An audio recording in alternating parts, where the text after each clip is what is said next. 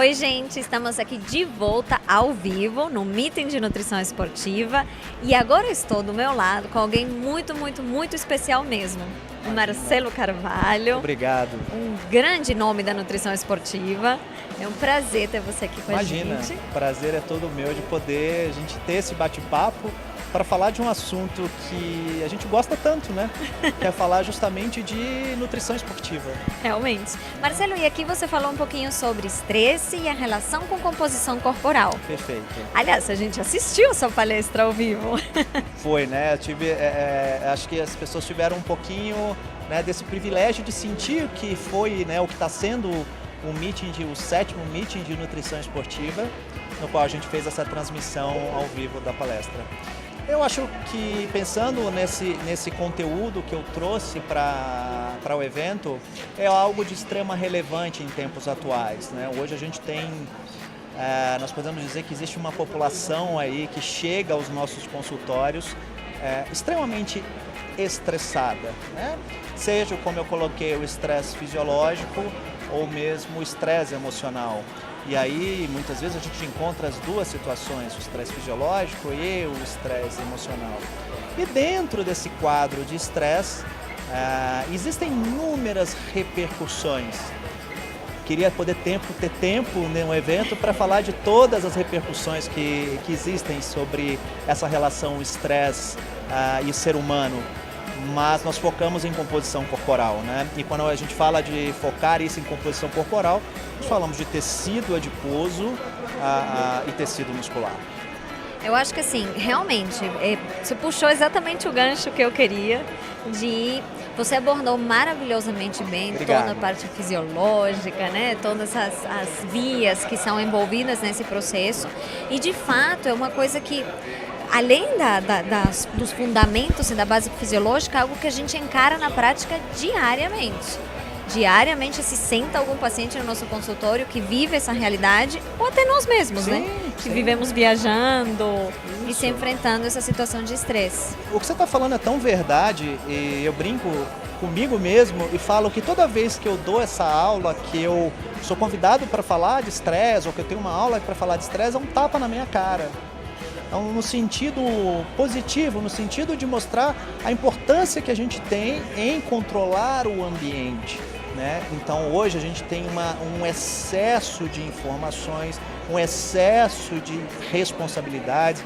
Eu mostrei alguns dados interessantes, mostrando qual é o perfil de alguns sintomas inerentes às pessoas que levam o estresse. E, obviamente, a questão das responsabilidades, né, do excesso de informações, fazem com que a pessoa tenha uma ativação crônica de determinadas vias que vão culminar em respostas fisiopatológicas, né?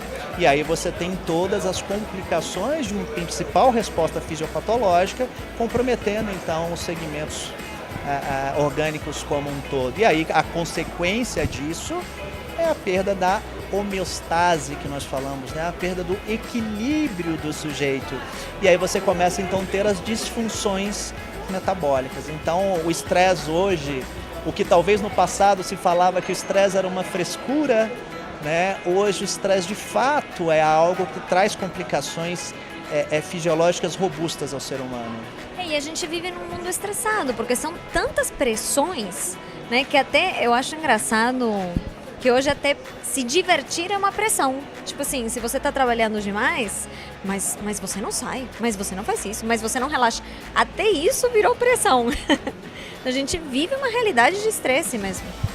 E outro ponto importante é quando você fala da pressão e parece que tudo virou uma pressão, o pior, o que eu vejo, é quando a pessoa, teoricamente, ela não percebe que aquilo que ela está fazendo é algo que em algum momento vai trazer essa complicação. Então, às vezes, as pessoas acham que esse excesso de informação, que esse excesso de produtividade, que esse achatamento da curva de sono, ou seja, das suas horas de sono, que tudo isso faz parte da vida moderna. Eu até posso dizer que, de fato, isso faz parte da vida moderna, mas essa vida moderna, ela não condiz com o genoma humano. Então nós estamos sofrendo consequências desastrosas dessa vida moderna que não respeita a fisiologia do ser humano. A gente não está adaptado para isso. E acho que a grande dificuldade é as pessoas entenderem isso. Né? Que de fato existe uma vida moderna, mas que não é compatível com a nossa realidade. É que o mundo está pedindo um pouco calma, né? Exatamente, Repensa a vida, exatamente. olha as prioridades. E nesse contexto em que estamos inseridos, né? Essa questão da modernidade, saindo um pouco do lado fisiológico e indo para o lado prático, como é que a gente pode lidar com o manejo do estresse na clínica? O manejo do estresse é uma coisa interessante na clínica. Dentro dos aspectos fisiológicos, eu vou ter que só falar um pouquinho de bioquímica. A gente fala que o hormônio que está associado ao estresse é o tal do cortisol. O cortisol ficou muito famoso, as pessoas falam de cortisol até dentro da academia, né? E o cortisol ele tem a capacidade, ele é um hormônio cuja sua função é justamente mobilizar substratos energéticos para manter a glicemia. E eu consigo manter a glicemia com uma oferta correta de carboidratos na dieta. Então a primeira coisa que eu preciso fazer com um sujeito desse é evitar a restrição energética, evitar a restrição de carboidratos, para que eu tenha o que nós chamamos de glicorregulação, para que eu tenha essa glicemia normalizada, não por esse hormônio que já tem uma alteração, e sim pela própria oferta energética. Outra coisa importante, quando a gente fala do manejo do estresse, a gente sabe que esse estresse promove uma alta produção do que nós chamamos de radicais livres, né? Espécies reativas de oxigênio. Esses radicais livres, por sua vez, são extremamente deletérios e são desencadeantes e, digamos assim, complicadores desse quadro estressor. Então, uma dieta rica em fitoquímicos, rica em compostos bioativos, onde você leva, por exemplo, os últimos guidelines de dose-resposta para consumo de frutas e vegetais, trabalha aí com doses acima de 500 gramas por dia. Então, ajustar a quantidade de frutas e vegetais. Se necessário, usar alguns adaptógenos para que o sujeito diminua essa neurotransmissão excitatória desse estado de fuga e sobrevivência. E principal, e é onde as pessoas têm a maior dificuldade, modificar o meio, né? Identificar os gatilhos estressores. É um gatilho profissional, é um gatilho social, é um gatilho familiar, uma relação interpessoal. Isso precisa ser identificado para modificar esse ambiente. Tem um dado interessante que mostra que dentro desses manejos a respiração é importante, então tem dados mostrando que meditação gerencia o cortisol e yoga, tem uns dados muito interessantes com yoga diminuindo ou modulando essa ação do cortisol. Mas você só realmente vai ter essa resposta se você entender isso, no sentido de perceber que o meio ambiente que você está sendo nocivo ao seu organismo e provocar essas modificações robustas, como a gente falou na vida. Fantástico. Uma aula, né? Uma aula complementar à aula da manhã. Mais ou menos por aí. E é perfeito porque só vai cercando tudo que a gente vem falando, né? Então, a partir dos compostos bioativos, do aporte, a gente conversou com a Lúglio. E eu gostaria, inclusive, de complementar no sentido de uma pesquisa também, muito legal, que ela mostra que, fora a questão do estresse ao qual todos estamos sujeitos, além de você fazer o manejo por modificar o ambiente, tem muito a ver também com como você encara esse estresse. Perfeito, né? perfeito. Então, essa pesquisa, ela foi feita, dividiram em 2 grupos, né? E aí colocaram as pessoas em situações estressantes. Perfeito. Fazer uma prova de matemática, fazer uma entrevista de trabalho, mas em que, em ambos os lados, os entrevistadores passavam do lado e falavam, como você é burro. Isso tá errado. Fazendo caras feias, ou seja, Perfeito. Situação de estresse mesmo. Colocando as pessoas contra a parede. E situações da vida, Sim. né? Só que, para um dos grupos, eles não falaram nada. Para outro dos grupos, eles fizeram toda uma introdução sobre como o cortisol e as respostas fisiológicas desencadeadas pelo cortisol, elas são necessárias para você lidar com essa situação. Perfeito. Então é bom. Você precisa das coisas que o cortisol faz para que você dúvida. consiga se enfrentar uma entrevista. Sem dúvida. E o que eles perceberam depois? Que quem recebeu essas orientações teve as respostas, mas elas foram atenuadas. Olha só. Informação é tudo. É interessante isso, né? A partir do momento que a pessoa tem o conhecimento, ela consegue gerenciar melhor o impacto daquele estresse. Ou seja, ela minimiza isso. Fantástico, é isso. Acho que quanto mais a gente entende, digamos assim, a complexidade do ser humano, mas trazendo isso, apesar de ser complexo, de uma forma simples, você começa então a ter uma resposta diferente, que é o que você acabou de colocar, desse paciente ou, enfim, desse indivíduo. Sensacional. E agora, mudando 180 graus. O assunto.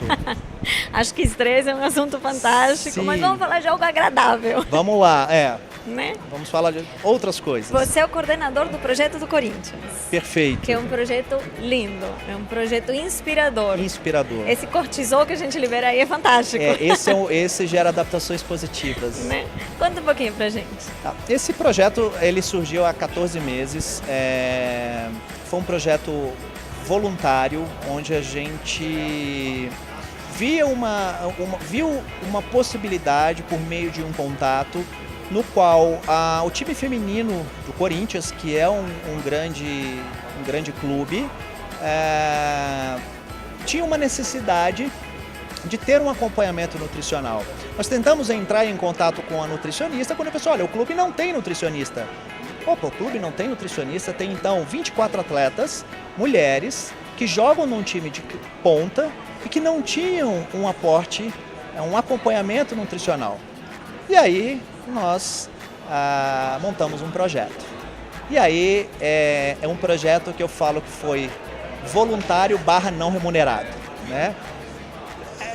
Qual é o objetivo disso? A gente tem muito esse conceito no meeting do eu pratico nutrição esportiva.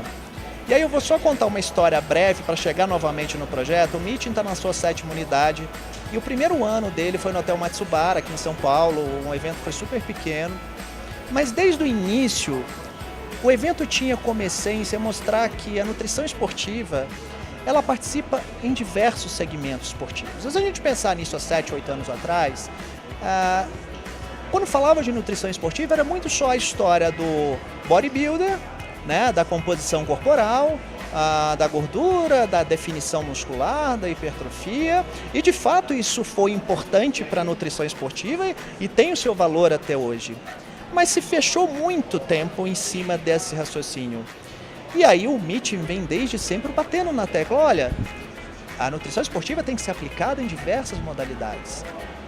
E quando apareceu a ideia do Corinthians, falou, cara, isso é praticar, isso é inspirador, isso é mostrar que a nutrição esportiva pode, de fato, mudar a vida de um atleta.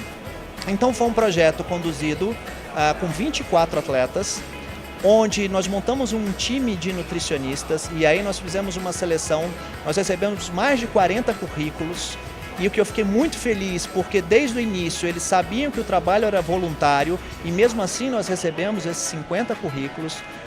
Então a gente vê nessas horas, parece que o ser humano realmente tem um lado dele de coração. E foi um trabalho seguinte, olha, é um projeto de nutrição esportiva, voluntário, mas ninguém sabia ainda o que era o projeto. Vocês querem participar de um projeto voluntário de nutrição esportiva? Com a E4 e comigo na coordenação, o pessoal veio. Eu tô surpresa que foram só 40, viu? Porque com a E4 e com você, chama. Isso foi muito bonito, né? O voluntariado, né? A pessoa, poxa, eu quero entrar no negócio, eu quero aprender e eu não estou preocupado com a remuneração. Nós conseguimos montar um time de nutricionistas fantástico, assim, pessoas extremamente capacitadas, dispostas a vivenciar, a ter essa troca com as atletas. Essas atletas, algumas se deslocavam, tinham as suas residências fixas, mas a grande maioria ficava no alojamento. Então nós tínhamos um alojamento, uma média de 3, 4, até 5 atletas em cada apartamento. E os nutricionistas foram para a vida dessas atletas. Então entraram no apartamento, qual era a rotina alimentar desse apartamento, né? Dessa casa. E dentro da rotina alimentar dessa casa, houve um trabalho de individualização nutricional com cada uma, dentro das possibilidades. E quando a gente fala dentro das possibilidades, a gente fala de futebol, e quando a gente fala de futebol, a gente fala de cifras milionárias no futebol no Brasil, mas isso no futebol masculino. Eu não vou falar de valores, mas como eu mencionei na apresentação do projeto, as meninas recebem uma verba mensal extremamente pequena para alimentação. E aí, obviamente, elas têm que se virar, vamos colocar assim, com aquilo. Então a gente tinha também uma limitação em relação à oferta de alguns alimentos. Por outro lado, assim como os nutricionistas que abraçaram o projeto, nós tivemos empresas que abraçaram o projeto. Nós tivemos empresas que abraçaram fornecendo a suplementação, fornecendo alimentação, e aí introduzindo o conceito da formulação magistral também para essas atletas. Então a gente viu diversos relatos das atletas que elas não sabiam o que era um projeto, o que a nutrição esportiva poderia fazer para elas. E aí nós começamos esse projeto com os nutricionistas, com as empresas, fazendo uma avaliação nutricional individualizada, avaliando os objetivos de cada uma, avaliando os sinais e sintomas clínicos de cada uma. Então nós tínhamos atletas com distúrbios de sono, nós tínhamos atletas com alterações menstruais, nós tínhamos atletas com TPM, nós tínhamos atletas com fadiga crônica, com queda de desempenho. Nós tínhamos atletas fora da composição corporal ideal para uma jogadora de futebol. Então foi esse o nosso trabalho, ao longo de 14 meses, construir um cenário positivo para o time, por meio da nutrição, mas individualizando o acompanhamento. E o resultado disso foi super bonito, a gente pôde ver hoje. Nós trouxemos 3 casos clínicos que foram muito significativos para a gente, das 24 atletas, 3 nós conseguimos apresentar, e eu falo para você que foi um projeto extremamente recompensador. Eu acho que do ponto de vista financeiro, quando a gente fala de projeto voluntário, não tem isso, e não foi o foco, e foi sim de aprendizado, e como todos nós nutricionistas envolvidos nesse projeto, a gente chegou a uma conclusão. Em determinados momentos nós aprendemos muito mais com elas em relação à vida do que elas conosco. Então foi uma troca e isso foi extremamente positivo. Nossa, eu tô arrepiada. Foi muito bonito. Arrepiada, porque realmente é inspirador. Eu acho que é a vivência de tudo ao mesmo tempo, né? Como a nutrição pode realmente ajudar, como ela tem que ser individualizada, como pode ser dentro das condições financeiras de qualquer um e ter resultado. Como quando você faz com amor funciona, de ambos os lados, de persistência. É um exemplo de muitas coisas. Eu acho, Delis. E assim, hoje nós temos uma sala aqui com quase 1000 pessoas, quase 1000 profissionais. Eu já conversei isso com você em outras oportunidades. Quando a gente fala de um atleta, a gente precisa de 5 elementos para construir um atleta: genética, treinamento, recuperação, motivação e nutrição. E eu penso que a gente tem muitos talentos no Brasil, que tem a genética, que é o talento, que tem o treino, que teoricamente tem o seu espaço de recuperação, estão motivados, mas falta a nutrição. Então nós temos quase 1000 pessoas nessa sala. Se cada um adotar um atleta, eu tenho certeza que a gente começa a modificar o cenário da nutrição esportiva e o cenário do esporte como um todo no Brasil. E que é um cenário que merece ser sem modificado, sombra de dúvida, né? Porque realmente é exatamente o que você falou, tem muitos esportes, tem muito campo para nutrição. Sem dúvida. A gente consegue transformar a vida de um atleta, transformar o desempenho, não tem nada mais gratificante do que sem isso, dúvida. Né? O desempenho e a clínica desse paciente, né? O bem-estar dele, né? A gente tem os números que a gente avalia o atleta, mas tem coisas que não são mensuráveis em números, são subjetivas. E é quando o atleta fala que se sente melhor, que tem mais energia, que dorme mais. Acho que é por aí. Isso é muito lindo, parabéns. Imagina. Você é um verdadeiro exemplo do Muito eu obrigado. pratico nutrição Muito esportiva. É isso. Né? Temos que praticar nutrição esportiva, essa é a ideia. Muito obrigada por Imagina, estar aqui com a gente, eu que agradeço. Marcelo. Eu que Prazer agradeço. imenso. Até a próxima. Voltamos daqui a pouco com mais Tchau, entrevistas. tchau, gente. Obrigado.